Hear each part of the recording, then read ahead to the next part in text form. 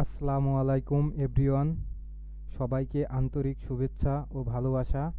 আমি রকিবুর হাসান। আর আজ থেকে শুরু হতে যাচ্ছে আমাদের ১৯ দিনের ফ্রি হ্যান্ড রাইটিং জার্নি ইনশাল্লাহ। প্রথমেই মহান আল্লাহর শুকরিয়া আদায় করছি, যিনি আমাকে আপনাদের সামনে কিছু শেখার ও শেখানোর সুযোগ দিয়েছেন। আজকের এই ক্লাসে আমি চেষ্টা করব খুব সহজে ইংরাজি ফ্রি হ্যান্ড রাইটিং শেখানোর জন্য।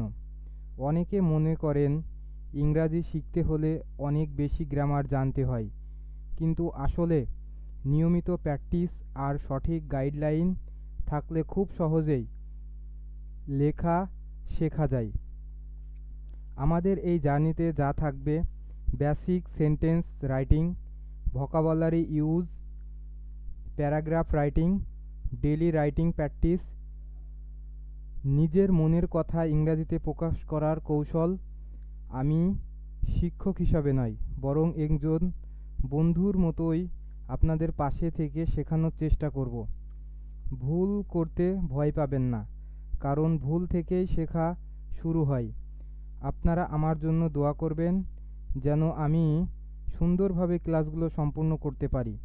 আর প্রতিদিন নিয়মিত প্র্যাকটিস করবেন ইনশাল্লাহ, তাহলে অবশ্যই ভালো ফল পাবেন। তাহলে চলুন আজকের প্রথম ক্লাস শুরু করা যাক। আজকে আমরা প্রথম যে রুলটা শিখব সেটা হচ্ছে হ্যাভ টু বা হ্যাজ টু। কোনো বাংলা বাক্যের শেষে করতে হবে, যেতে হবে, খেলতে হবে, পড়তে হবে ইত্যাদি বোঝালে হ্যাভ টু হ্যাজ টু ব্যবহৃত হয়।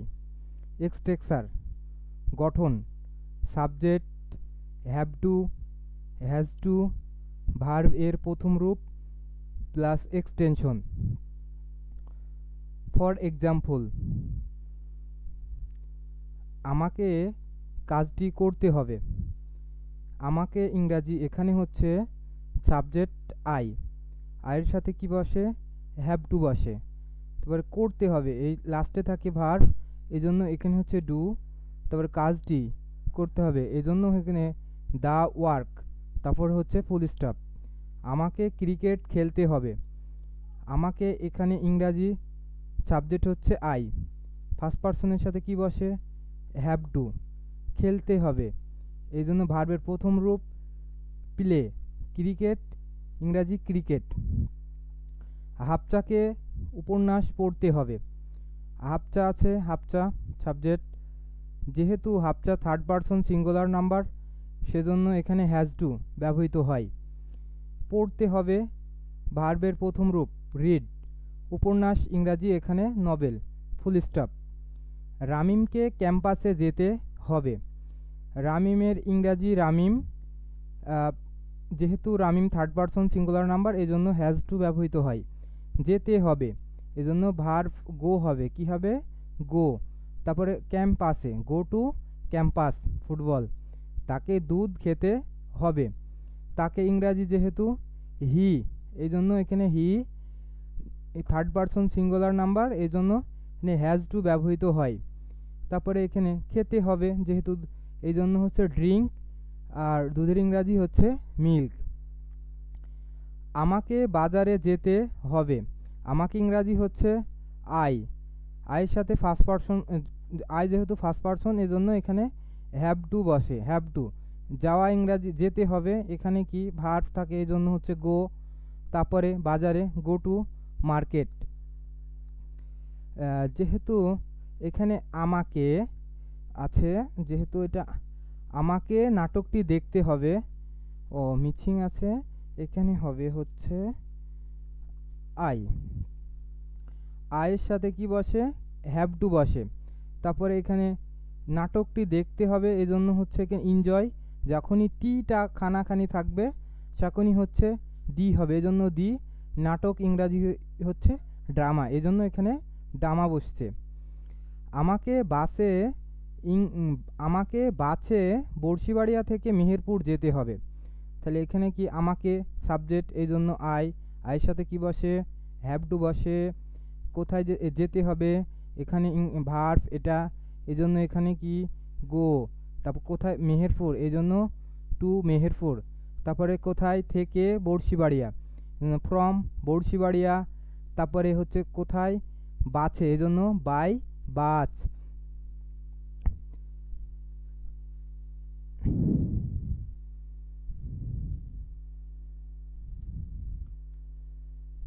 তোমাকে একটি চিঠি লিখতে হবে।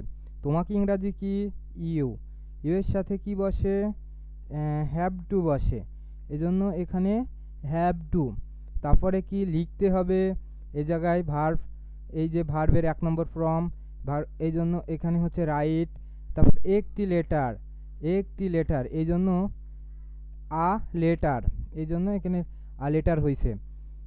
প্রতিদিন আমাকে নদীতে সাঁতার কাটতে হবে। তাহলে আমাকে ইংরাজি কি, এই জন্য আই ফার্স্ট।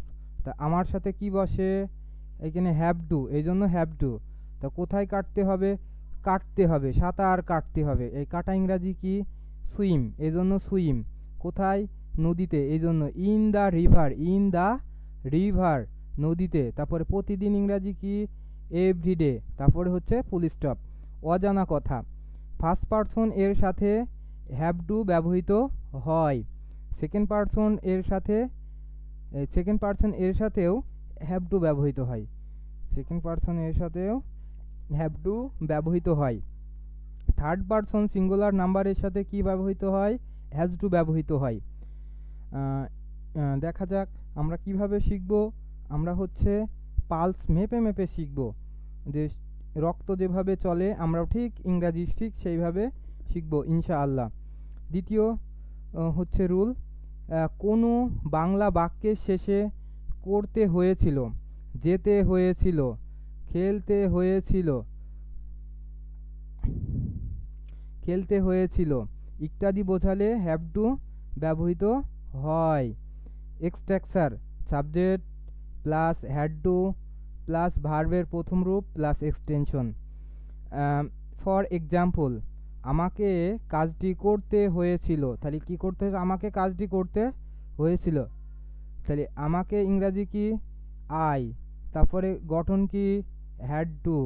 তারপরে হচ্ছে কি করতে হয়েছিল, যে করা ইংরাজি, এই জন্য ভার্বের প্রথম রূপ ডু। যখনই টিটা থাকবে তখনই কি হবে, দি হবে। কাজটি ইংরাজি, এই জন্য ওয়ার্ক। তারপরে ফুল স্টপ। রামিমকে সেখানে যেতে হয়েছিল, রামিম মিচিং আছে একটু,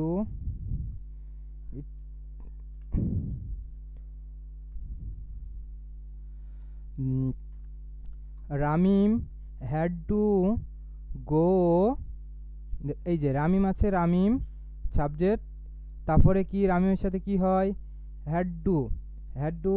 তারপরে গঠনে কি, তারপরে ভার্ব, এই যে যেতে, যেতে ইংরাজি কি গো, সেখানে ইংরাজি কি ডিয়ার। তারপরে ফুল স্টপ।